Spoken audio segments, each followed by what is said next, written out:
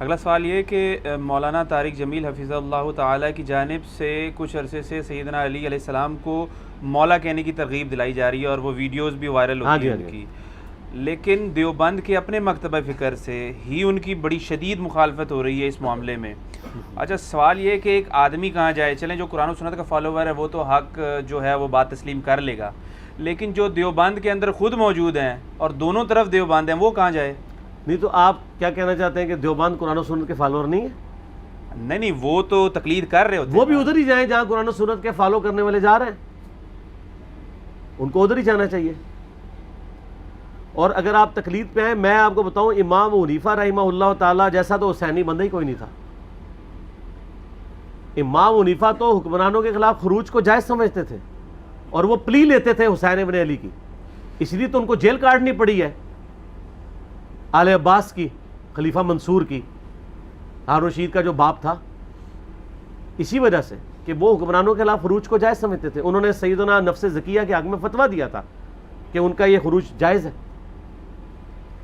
تو یہ سارا کے سارا تماشا چل رہا ہے، یہاں پہ بھی ساری پیٹ کی کہانی چل رہی ہے، پیٹ کی، کہ طارق جمیل صاحب نے جو مولا علی کا لفظ استعمال کیا ہے، صرف استعمال نہیں کیا، انہوں نے یہ کہا کہ مجھے اپنی پرانی زندگی پہ شرمندگی ہے کہ ہمیں نبی علیہ السلام کے اہل بیت کا جو دفاع کرنا چاہیے تھا ہم نے نہیں کیا۔ تو میں کہتا ہوں طارق جمیل صاحب کا جو اخلاص تھا نا، ان کو مرنے سے پہلے اللہ تعالیٰ نے اس معاملے میں توبہ کی توفیق دے دی ہے الحمدللہ، اور انہوں نے یہ جرت کر دی ہے۔ اب دوسری طرف جو مولوی ہے نا، وہ کہتے ہیں ہم انکاری نہیں ہیں، لیکن میں جملہ بولتا ہوں مسئلہ انکاری کا نہیں ہے، مسئلہ آپ اقراری بھی تو نہیں ہیں۔ جب ہم کہتے ہیں نہیں مسلم میں حدیث ہے علی سے محبت نہیں رکھے گا مگر مومن، علی سے بغض نہیں رکھے گا مگر منافق، کہتے ہیں ہم کون سے انکاری ہیں؟ تو سر یہ آپ چیک کر لیں، آپ کسی بریلویوں کی تو میں بات نہیں کرتا، دیوبند یا اہل حدیث کی مسجد میں آپ ایک بڑے سے چارٹ پہ یہ حدیث لکھ کے لگائیں، شام تک وہاں فتنہ فساد ہونا شروع ہو جائے، آپ مجھے پکڑ لیجئے گا، یہ حدیث ہضم ہی نہیں ہوگی ان کو۔ کیوں نہیں ہضم ہو رہی؟ اگر آپ کہتے ہیں ہم صحیح مسلم 240 نمبر حدیث مانتے ہیں، اس لیے کہ آپ انکاری یقیناً نہیں ہے لیکن اقراری بھی ہونا پسند نہیں کرتے۔ آپ اسی طرح کے بندے کو، یہ محرم کے دن ہے نا آج کل، آپ جس کو علمی کتابی سمجھتے ہیں اس کو یہ میسج لکھ کے کر دیں، علی سے محبت نہیں رکھے گا مگر مومن، علی سے بغض نہیں رکھے گا مگر منافق، تو آپ اس کے جوابی ٹیکسٹ میں دیکھ لیجئے گا کیا کرتا ہے۔ اور یہی بات آپ حضرت ابوبکر عمر عثمان کے بارے میں جعلی گھاڑ کے لکھ دیں، آپ کو کچھ بھی نہیں کہے گا وہ، کیونکہ ایک مینٹیلٹی ڈیولپ ہوئی ہے۔ یہ جتنے مولوی ان کے خلاف کھڑے ہوئے نا دیوبندیوں کے، انہوں نے خود اپنا پیٹ ننگا کیا ہے۔ انہوں نے کہا کہ مسئلہ یہ ہے کہ مولانا طارق جمیل صاحب جو کر رہے ہیں نا، اس سے ان کو تقویت ہوتی ہے، اور 7 آیات پڑھ رہے ہیں کہ یہود و نصارہ تم سے اس وقت تک راضی نہیں ہوں گے جب تک تم ان کی ملت پہ نہ آ جاؤ۔ تو یہ یہود و نصارہ وہ کس کو کہہ رہے ہیں؟ جو مولا علی کو مولا علی کہتے ہیں۔ یہ تو اسی طریقے سے کوئی مسلمان حضرت عیسیٰ کی توہین کرنی شروع کر دے، کیا ان کی عظمت کا بیان کرنا چھوڑ دے؟ وجیہن فی الدنیا والآخرہ، ہم حضرت عیسیٰ کی تعریف کے اوپر کوئی لیکچر ریکارڈ کروائیں، میں نے لیکچر ریکارڈ کروایا امام الموحدین عیسیٰ ابن مریم، جن کے نام پہ سب سے بڑا شرک ہو رہا ہے عیسائیوں کی طرف سے، ہم حضرت عیسیٰ کے دفاع میں ہم نے ان کو امام الموحدین ڈکلیئر کیا، کیونکہ ان کا اتنا سخت خطبہ ہے قرآن میں سورہ مائدہ میں، میرے رب نے ان کا دفاع کیا، تو میں کیوں نہ عیسیٰ کا دفاع کروں؟ اللہ تعالیٰ فرماتا ہے لقد کفر الذین قالوا ان اللہ هو المسیح ابن مریم، کافر تو وہ لوگ ہیں بے شک جو کہہ رہے ہیں کہ اللہ ہی عیسیٰ ابن مریم ہے اور عیسیٰ ابن مریم ہی اللہ ہے۔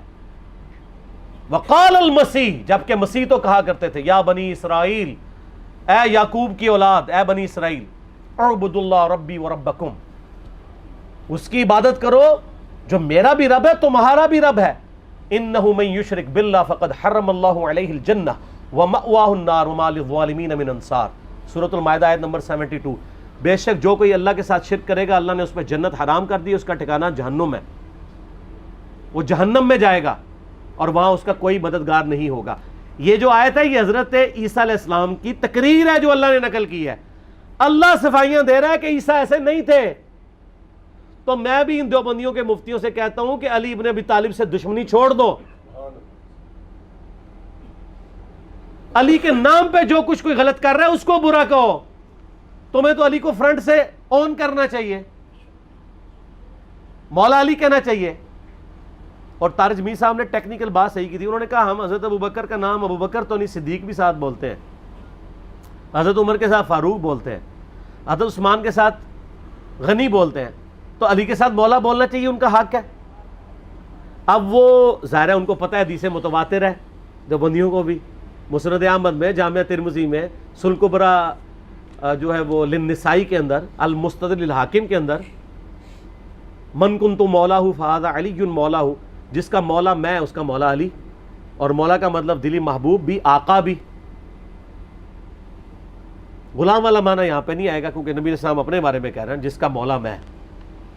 اور ساتھ آیت پڑھ رہے ہیں النبی اولیٰ بالمؤمنین من انفسہم وازواجہم امہاتہم, نبی مومنین کی جانوں سے بڑھ کے ان پہ حق رکھتے ہیں, اور نبی کی بیویاں امت کی مائیں ہیں. تو آپ نے اپنا حق جتا کے کہا کہ میرا اتنا حق ہے, میں تمہارا آقا و مولا ہوں.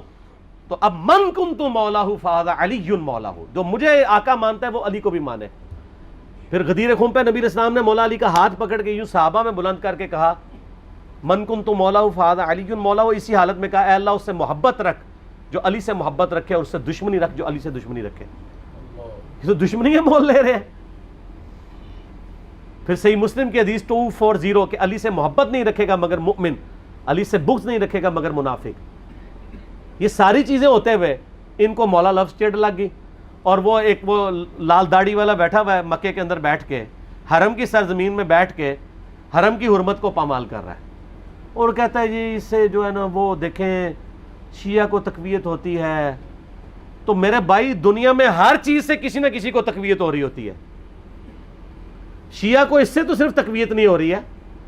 ان اللہ و ملائکتہ یصلون علی النبی صلاۃ بر محمد و آل محمد اللہم صلی علی محمد و علی آل محمد. شیعہ کو تو اس سے بھی تقویت ہو رہی ہے, تو آپ یہ چھوڑ دیں, آپ درود شریف تشہد میں پڑھنا چھوڑ دیں. یعنی آپ اپنا چہرہ خود پیٹ کے سرخ کرنا چاہتے ہیں. آپ دیکھیں اسلام کو کس چیز سے تقویت ہو رہی ہے. کل کو تو آپ یہ بھی کہیں گے, اور بلکہ وہ جو منکرین حدیث وہ کیپٹن عثمانی پارٹی وہ تو کہتی ہے, یہ جو مسلم کی حدیث ہے کہ قبروں پہ جاؤ تاکہ آخرت کی یاد آئے, یہ شرک کی جڑ ہے اس حدیث میں. کیونکہ لوگ قبروں پہ جاتے ہیں تو قبروں سے مانگتے ہیں. وہ بھائی نبی علیہ السلام نے کب کہا ہے قبروں سے مانگو؟ آپ نے کہا کہ موت کو یاد کرو. وہ کہتے ہیں نہیں یہ ایکسس آف ایول ہے یہ حدیث, اس سے تقویت ہوتی ہے ان کو. کل کو بریلوی کہیں گے کل انما انا بشر مثلکم سے اہل حدیث کو تقویت ہوتی ہے, لہٰذا ہم اپنے مصحف سے یہ آیت ہی نکال دیں گے. سارا کہیں گے نا, کیوں نہیں کہیں گے, سب کو پھر حق حاصل ہے.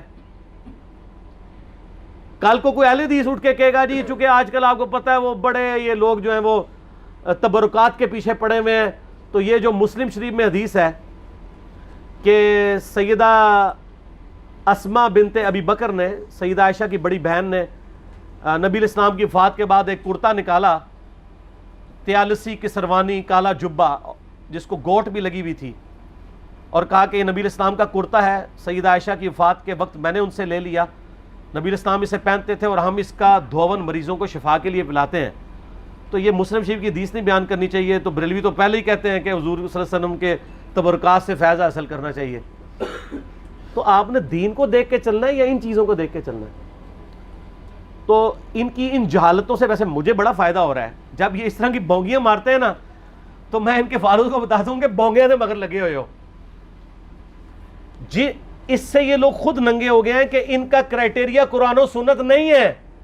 ان کا معیار یہ ہے کہ وہ قرآن و سنت ماننا ہے جو ہمارے فرقے کو سپورٹیو ہو, اور دوسرے فرقے کو سپورٹیو ہو کہ قرآن و سنت ہو تو نہیں ماننا.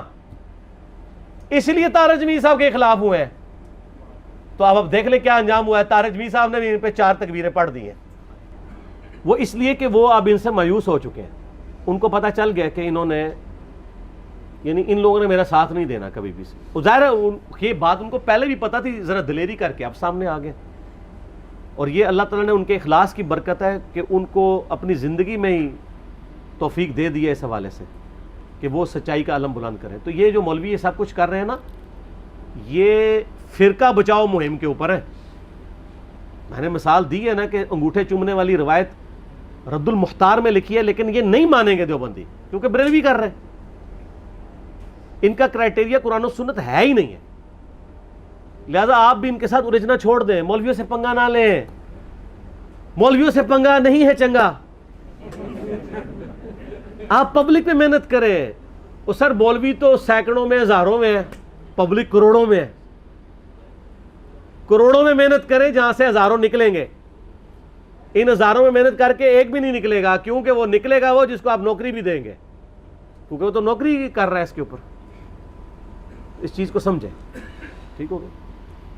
اگلا سوال ہے جی کہ آپ نے مولانا طارق جمیل صاحب کی ایک کتاب ہے گلدستہ اہل بیت، اس کو پروموٹ کیا ہے، حالانکہ اس کتاب کے اندر بھی سیدنا حسین علیہ السلام کی طرف منسوب وہ جھوٹا افسانہ ہے جس میں 3 شرائط کا ذکر ہے. اس حوالے سے آپ کیا کہتے ہیں؟ میرے بھائی میں تو مشکات المصابیح کو بھی پروموٹ کرتا ہوں. اس کا قطعاً یہ مقصد نہیں کہ مشکات کے اندر جو کچھ لکھا ہوا ہے وہ ٹھیک ہے. ضعیف روایتیں بھی ہیں. اگر میں آپ کو کہوں کہ کتب ستہ پڑھیں تو اس میں ترمذی میں تو 30% احادیث ضعیف ہے. تو آپ کہیں جی آپ نے ترمذی پروموٹ کی تھی تو اس میں تو ضعیف حدیثیں نکلی. تو میں نے کب یہ کہا تھا کہ ترمذی میں جو کچھ 2 گتوں کے درمیان لکھا ہوا ہے وہ ٹھیک ہے. وہ سر ایک ہی کتاب ہے اللہ کی کہ جو 2 گتوں کے درمیان سب کچھ ٹھیک لکھا ہوا ہے. باقی اپنی تھیم کے اعتبار سے وہ ایک اچھی ایفرٹ ہے گلدستہ اہل بیت. اور اگر اس میں کوئی بات ایسی لکھی ہے جو تحقیق کے برخلاف ہے تو وہ ہائی لائٹ کرنی چاہیے. وہ مطلب چیزیں نکال دی جائیں گی. اور یہ چیز مجھے پہلے اس سوال سے پہلے بھی پوائنٹ آؤٹ کی. کچھ لوگوں نے ای میلز مجھے بھیجی.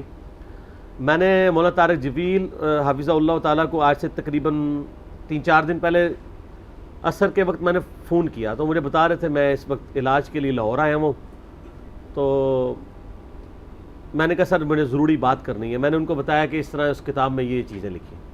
تو انہوں نے تسلی سے سنا. تو ان کا بیٹا وہ اب 2nd پرنٹنگ میں ہے تو ابھی پرنٹنگ نہیں ہوئی ہے، ہم نکال دیں گے اس میں سے، آپ بتا دیں.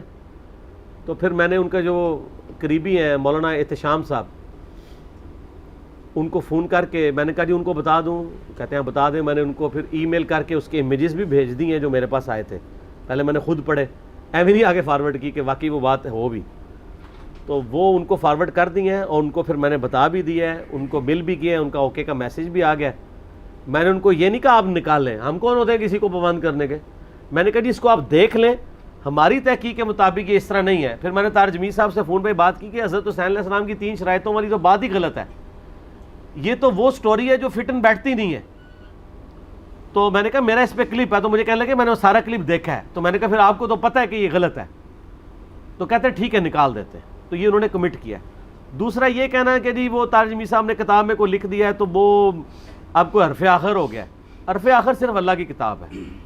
ہم اگر کسی کو پروموٹ کرتے ہیں تو قطعاً اس کا یہ مقصد نہیں ہے کہ اس کی ہر بات کو میں اپنے لیے بھی کہتا ہوں کہ میری بھی ہر بات حرف آخر نہیں ہے. اگر مجھ سے کہیں سلپ آف ٹنگ ہو جاتا ہے تو سلپ آف ٹنگ ہو سکتا ہے. بڑے بڑے لوگ ہیں جن سے سلپ آف ٹنگ ہو جاتا ہے. اور میں بولتا ہوں بعض کا ایسا سلپ آف ٹنگ بھی ہوتا ہے کہ بولنے والے کو بولنے کے دوران 100% یقین ہوتا ہے کہ میں صحیح بول رہا ہوں. مثلا یہ پچھلے دنوں میرا ایک کلپ ریکارڈ ہوا تھا، جیسے عوام ویسے حکمران. اس میں بولتے بولتے مجھ سے یہ جملہ نکل گیا کہ نبی علیہ السلام کی وفات ہوئی ہے 571 عیسوی میں. حالانکہ جب میں بول رہا تھا تو مجھے آج بھی یاد ہے کہ میں نے ولادت بولا تھا، لیکن جب ویڈیو سنی ہے تو وہ اس میں وفات تھا. لیکن اپنے کانٹیکسٹ میں وہ بات ٹھیک تھی، کیونکہ میں نے کہا تھا کہ ٹائٹس نے نبی علیہ السلام سے 500 سال پہلے یروشلم پہ حملہ کیا تھا. اور میں نے بولا کہ ٹائٹس نے 70 عیسوی میں کیا اور نبی علیہ السلام کی ولادت ہوئی 571 میں. وہاں میں ولادت کی جگہ وفات کا لفظ بول گیا تو وہ اپنا کانٹیکسٹ ہی بتا رہا تھا، میں ولادت کا ہی ذکر کر رہا ہوں. ایسا ہو سکتا ہے. ایسے وام تو امام بخاری امام مسلم کو راویوں کے نام کے اوپر لگے ہوئے ہیں. بعد کے لوگوں نے جب اس کے اوپر کیا تو وہ امام بخاری کو بھی ان کی زندگی میں اگر بتایا جاتا نا تو وہ کہتے ہیں ہاں، کیونکہ امام بخاری نے خود اسماء و رجال پہ کتابیں لکھ کے بتایا ہوا ہے کہ یہ راوی فلاں بن فلاں ہے. اور کس طرح ہوتا ہے، کئی راوی ایسے ہیں جن کے دادوں تک کے نام سیم ہوتے ہیں، پردادوں کے ڈیفرنٹ ہوتے ہیں. لیکن کبھی لکھتے ہوئے کوئی غلط ہو جائے، اب وہی بندہ اپنی دوسری تاریخ کبیر میں لکھ رہا ہو کہ یہ راوی فلاں ہے اور بخاری میں وہ دوسرے کو مینشن کر دے، تو اس کو آپ ایک کاتب کی غلطی کہہ سکتے ہیں. Human error. ہاں ہیومن ایرر ہے. یہ ایرر کسی سے بھی ہو سکتا ہے یار. بخاری مسلم میں حدیث ہے کہ نبی علیہ السلام کئی بار نماز میں بھولے ہیں تو سجدہ صاحب کیا. آپ کو یہ کہے گا کہ بھی نبی علیہ السلام کی توجہ نہیں تھی نماز میں, آپ میرے لیے اپنے لیے تو کہہ سکتے ہیں, لیکن ہیومن ایرر ہو سکتا ہے, بعض اوقات انسان سے کوئی چیز اوور لک ہو سکتی ہے. تو یہ کوئی ایسی چیز نہیں ہوتی ہے. ہاں بتانے کے باوجود کوئی ڈٹا رہے اور کہ نہیں میں نے جو فرما دیا یہی حق ہے, ایسا نہیں ہے. اور ہیومن ایرر ہونا ضروری ہے, ہوگا تو آپ کو پتہ چلے گا کہ پرفیکٹ اللہ ہے, انسان تو پرفیکٹ ہو ہی نہیں سکتا. مخلوق کا مخلوق ہونا ہی امپرفیکشن ہے, پرفیکٹ خالق ہی ہو سکتا ہے, مخلوق تو ہے امپرفیکٹ ہے, کیونکہ مخلوق کے ساتھ موت جڑی ہوئی ہے. مخلوق کی زندگی مستعار ہے, اللہ کی زندگی اپنی ہے, هو الحی القیوم. ہم زندہ ہیں اس کی وجہ سے. جب ہماری ہر چیز ہی ادھار کی ہے تو ادھاری تو خود ادھار ہونا ہی سب سے بڑی کمزوری ہے, ہم اس کی وجہ سے ہیں. اور آج فیصلہ کر دے تو کل من علیہا فان, تو پیچھے صرف رب. ٹھیک ہے, اس طرح کی جو چیزیں ہیں. تو باقی اس میں یہ بھی بتایا تھا کہ مولانا طارق جمیل صاحب کو کسی نے یہ بتایا کہ نبی الاسلام خواب میں آئے ہیں اور انہوں نے اس کتاب کو پسند فرمایا. اس کا قطعاً یہ مقصد نہیں ہے کہ نبی الاسلام نے کوئی چیز پسند فرمائی ہے تو اس کا یہ مطلب ہے کہ 100% اس میں سب کچھ ٹھیک لکھا ہوا ہے. کسی کو پسند نہ پسندیدگی کا معاملہ 100% نہیں ہوتا. اگر آپ کو کوئی بندہ پسند ہے تو کیا آپ اس کی 100% عادتوں کو پسند کر رہے ہوتے ہیں؟ نہیں. چاند ایک باتیں آپ کو اچھی لگ رہی ہوتی ہیں. یعنی میں اگر بار بار تبلیغی جماعت کو کہتا ہوں مجھے بڑی محبت ہے, اس کا کیا مطلب ہے کہ مجھے تبلیغی جماعت جو فضائل اعمال پڑھتی ہے میرے پیٹ میں تو درد اٹھتا ہے کہ یار قرآن کیوں نہیں پڑھتے؟ لیکن ان کی جو ایفرٹس ہیں, جو کوششیں ہیں, ان کو میں صحیح کہتا ہوں. میں ان کو ایک دینی غلبے کے اعتبار سے غالب جو ان کے اندر ہے وہ نیکی کا مادہ ہے. ٹھیک ہے, تو نبی علیہ السلام اگر کسی بات سے خوش ہوں, آپ تو کئی صحابہ سے بھی خوش ہیں. ٹھیک ہے, تو اس کا یہ مطلب نہیں ہے کہ وہ صحابہ کرام علیہم رضوان کی 100% چیزیں نبی علیہ السلام آن کرتے ہیں. یہ تو صحابی بھی کہنے کے لیے تیار نہیں ہوگا کہ میری 100% چیزیں آن کی جا رہی ہیں, ایسا تو نہیں ہے. لیکن یہ آپ کہہ سکتے ہیں کہ اکثریت, جیسا کہ صحیح بخاری میں حدیث ہے کہ 6 بندوں سے نبی علیہ السلام اپنی وفات تک راضی رہے. عثمان, علی, طلحہ, زبیر, عبد الرحمن بن عوف, سعد ابن ابی وقاص. تو یہ وہ جو رکنی کمیٹی بنائی تھی, یعنی وہ ٹوٹل 10 تھے نا اشراف مبشرہ, اس وقت تک وہ 6. ہاں وہ چونکہ رشتہ دار تھے سیدنا جو سعید ابن زید تھے, اس لیے حضرت عبداللہ بن عمر, حضرت عمر فاروق نے ان کا نام نہیں لیا, ورنہ وہ بھی شامل تھے. اور ابو عبیدہ ابن جراح فوت ہو چکے تھے, حضرت ابو بکر آلریڈی فوت ہو چکے تھے, حضرت عمر ایک خود تھے. تو اس کا یہ مطلب نہیں کہ ان 6 سے وفات تک راضی رہے, تو یہ مطلب ہے کہ 6 جو کچھ کر رہے ہیں یا کریں گے مرتے دم تک وہ سب کا سب ہی ٹھیک ہوگا. تو پھر اس میں وہ چیزیں کہاں جائیں گی جو انہوں نے کی اور اس کے اوپر خود پچھتاوے کا اظہار کیا اور اس کو اپنے ڈیسیژنز کو ریورس کیا, وہ کہاں جائیں گے؟ اس کی مثال آپ دیکھ لیں. خود حضرت عمر کے بارے میں ترمذی میں آتا ہے کہ ان کا بیٹا آ کے کہتا ہے, بتائیں, ان کے بیٹے کو ایک شامی آ کے کہتا ہے, اور یہ حضرت عمر کے دور کی بات نہیں ہے, یہ بات ہے حضرت میر معاویہ کے دور کی. اہل شام میں سے ایک شخص آ کے کہتا ہے جامعہ ترمذی میں کہ بتائیں حج تمتع جائز ہے یا ناجائز؟ وہ کہتے ہیں جائز, یہ تو سنت ہے. انہوں نے پہلے منوا لیا کہ بعد میں مکر ہی نہ جائے. پھر انہوں نے کہا آپ کے والد تو منع کرتے تھے حج تمتع سے. بلیک میل کیا نا کہ پہلے غلط کروا لیں تاکہ پھر جب ابے کی بات پتہ چلے گی پھر دیکھو ہوں ابے نو غلط کہنا ہے کہ نہیں. تو ان کو پتا وہ صحابی تھا, وہ بھابی تو نہیں تھا, نہ بابی تھا, وہ تو صحابی تھا. انہوں نے کہا کہ مجھے یہ بتاؤ, اگر ایک بات کا حکم رسول اللہ دیں صلی اللہ علیہ وسلم اور میرا باپ اس کی مخالفت کرے تو اطاعت رسول اللہ کی جائے گی یا میرے باپ کی؟ ان کا رسول اللہ صلی اللہ علیہ وسلم کی. تو عبداللہ بن عمر نے فرمایا پھر نبی علیہ السلام تو ہمیں حج تمتع کا حکم دیتے تھے, تو نبی علیہ السلام کی بات ہی مانی جائے گی. آپ کوئی کہے جی حضرت عمر نے جو حج تمتع پہ بندی لگائی تھی نبی علیہ السلام اس سے بڑے خوش تھے, یہ کون بیوقوف کہے گا؟ پھر بخاری مسلم میں آتا ہے حضرت عثمان کے دور میں حضرت عثمان نے حج تمتع پہ بندی لگائی تو حضرت علی نے مخالفت کی. انہوں نے کہا میں آپ کی وجہ سے نبی علیہ السلام کی سنت نہیں چھوڑ سکتا, اور انہوں نے حج اور عمرے کی اکٹھی نیت کی. تو کسی بندے کی زندگی میں 2-4 واقعات اس کو 0 سے ملٹیپلائی نہیں کرتے. نہ یہ ہوتا ہے کہ وہ واقعات اس لیے صحیح ہو جائیں کہ وہ بندہ صحیح ہے، نہیں، غالب کسی زندگی کا پورشن دیکھا جاتا ہے. تو گلدستہ اہل بیت میں غالب پورشن جو ہے وہ محبت اہل بیت والا. غلطی ہو سکتی ہے، کوئی انسانی کوشش ہے، ٹھیک ہوگا. صلاۃ بر محمد و آل محمد. اللہم صلی علی محمد وعلی آل محمد کما صلیت علی ابراہیم وعلی آل ابراہیم انک حمید مجید. اللہم بارک علی محمد وعلی آل محمد کما بارکت علی ابراہیم وعلی آل ابراہیم انک حمید مجید. الحمدللہ میں نے اس کے اوپر ایک تحقیقی مقالہ ریسرچ پیپر نمبر 5B لکھ دیا ہے، واقعہ کربلا کا حقیقی پس منظر، 72 صحیح الاسناد احادیث کی روشنی میں، جس میں میں نے کل اہل سنت کی مین سٹریم کی کتابوں سے 200 احادیث جمع کی ہیں. اکثر احادیث بخاری اور مسلم سے ہیں، جس میں میں نے یہ پورے کا پورا مقدمہ سیدنا عمر فاروق رضی اللہ تعالیٰ عنہ کی شہادت سے لے کر شہادت حسین علیہ السلام تک کور کیا ہے. اور اس کو احادیث کی روشنی میں مرتب کیا گیا ہے، نہ کہ تاریخ کی روشنی میں. ظاہر ہے تاریخ حکمرانوں نے لکھوائی ہے، اس میں ان کے اپنے انٹرسٹ بھی تھے، اکثر چیزوں کی اسناد بھی اویلیبل نہیں ہوتی.